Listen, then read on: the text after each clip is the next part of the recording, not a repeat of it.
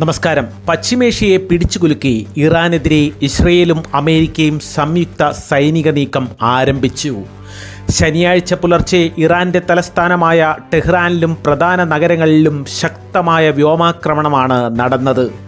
ഇതിനു മറുപടിയായി ഇസ്രയേലിന് നേരെ നൂറുകണക്കിന് ബാലിസ്റ്റിക് മിസൈലുകൾ തൊടുത്തുവിട്ട് ഇറാനും തിരിച്ചടി തുടങ്ങിയതോടെ മേഖല പൂർണ്ണമായ യുദ്ധത്തിലേക്ക് നീങ്ങുകയാണ്.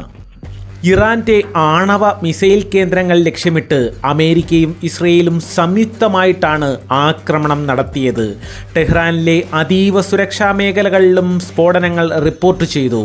ഇറാന്റെ പരമോന്നത നേതാവ് അയത്തുള്ള അലി ഖമേനിയെ സുരക്ഷിത കേന്ദ്രത്തിലേക്ക് മാറ്റിയതായിട്ടാണ് ലഭിക്കുന്ന വിവരങ്ങൾ.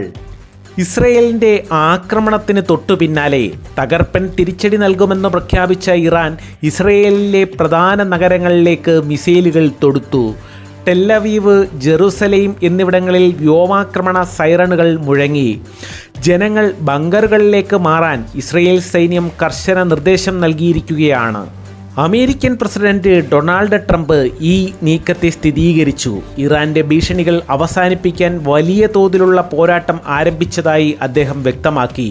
ഇറാന്റെ മിസൈൽ സംരംഭങ്ങളെ തകർക്കുമെന്നും അദ്ദേഹം മുന്നറിയിപ്പ് നൽകി. സുരക്ഷാ മുൻകരുതലിൻ്റെ ഭാഗമായി ഇറാൻ, ഇസ്രയേൽ, ഇറാഖ് എന്നീ രാജ്യങ്ങൾ തങ്ങളുടെ വ്യോമപാതകൾ പൂർണ്ണമായും അടച്ചു. ഇന്ത്യയുൾപ്പെടെയുള്ള രാജ്യങ്ങളിൽ നിന്നുള്ള വിമാനങ്ങൾ പാതി വഴിയിൽ നിന്ന് തിരിച്ചുവിട്ടു.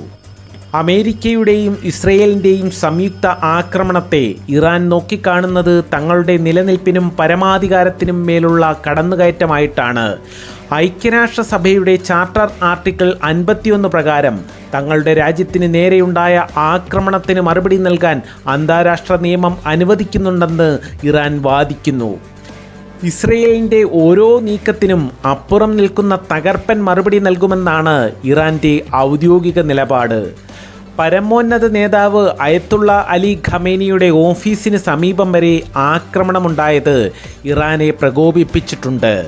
എങ്കിലും ഭരണ നേതൃത്വം സുരക്ഷിതമാണെന്നും സൈനിക കമാൻഡ് മാറ്റമില്ലാതെ തുടരുന്നുണ്ടെന്നും ഇറാൻ വ്യക്തമാക്കി.